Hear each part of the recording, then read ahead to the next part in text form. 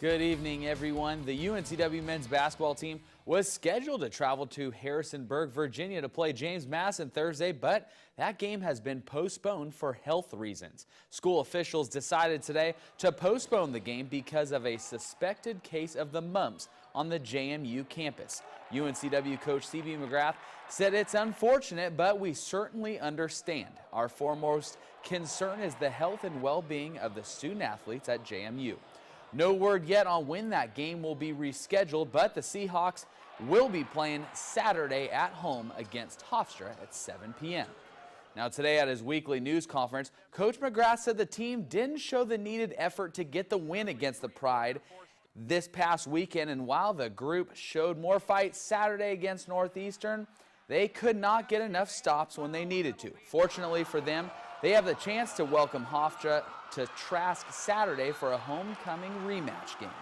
Coach McGrath said it's good to have familiarity, but the team needs to bring the effort because the Pride certainly will. Based on our record, we're competing really hard, and you know, it's just not a gimme game no matter where we fall in the standings. And in saying that, you know, UNCW's been pretty darn good the last few years, and everybody, you know, wants to get ready to play UNCW because they know what's happened the last few years. And so we don't do ourselves any favors by, you know, starting out slow or not competing for 40 minutes and those kind of things, because they're going to come at us. Coach adds that the team showed much better energy in practice and they will continue to work on themselves heading into the game. Now, Coach McGrath's former team has a big one this week. In fact, many consider it the biggest in college basketball. For the first time this season, Duke and North Carolina meet up in Chapel Hill Thursday night. The 9th-ranked Blue Devils have lost 2 of their last 3, and the Heels have lost 3 of their last 4. But when the two meet up, you scratch those records and expect an instant classic. UNC senior Joel Berry has been part of the rivalry for years and says there is nothing that compares to it. Love being a part of the Duke-Carolina rivalry, but NC State, I just don't consider that as being a rivalry. We just don't like them, but it's just so great to see how people just get amped up for this game. And no matter what we do the rest of the season or what we did before, everybody just wants us to beat Duke, and that's what's just so fun about it. Tip-off for the big game is 7 p.m. Thursday. We'll have highlights from Chapel Hill right here on WWAY Sports. As the Panthers look for a full-time general manager of the team, they notified the NFL that Jean Hurney filed for a protective order last Friday against her ex-husband and Panthers interim general manager Marty Hurney, but she has since withdrawn that complaint. But in that original complaint, she says Marty Hurney was verbally and emotionally abusive. Kathy Lucchesi, one of Hurney's lawyers, told the Charlotte Observer the allegations are complete fiction.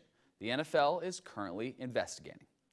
Now tonight, the 3-day Coastal Rivers Conference Tournament began at Coastal Christian High School, and the Lady Centurions hosted Harrell's Christian in a 4-5 round 1 matchup. So let's head out to Monkey Junction to see how this game went this evening. Let me tell you, folks, a lot of offense for Coastal, and it starts right here. Christina Quigley for the 3 in the corner, get Coastal on the board. She had a game-high 16 tonight. Now check out the perfect inbound play by Bella Leckie to Sally Newton to get the basket and the foul. Now, smart passing here by Coastal. Great ball movement, get it around, find Carson Full under the basket for the score. She had a big night in the paint tonight as she broke the Coastal rebound record for the season. Getting back, going deep now, coming out of the paint, Olivia Edwards for the corner 3. The Centurions defend their home turf and get the opening round victory against Harrell's Christian by a final score of 41-24. They'll play the top-seeded Cape Fear Academy girls Thursday night at 4 p.m. Speaking of high school sports, huge day tomorrow across the Cape Fear for National Signing Day, and we want to send a congratulations in advance to all of you who are taking that next step in your athletic career.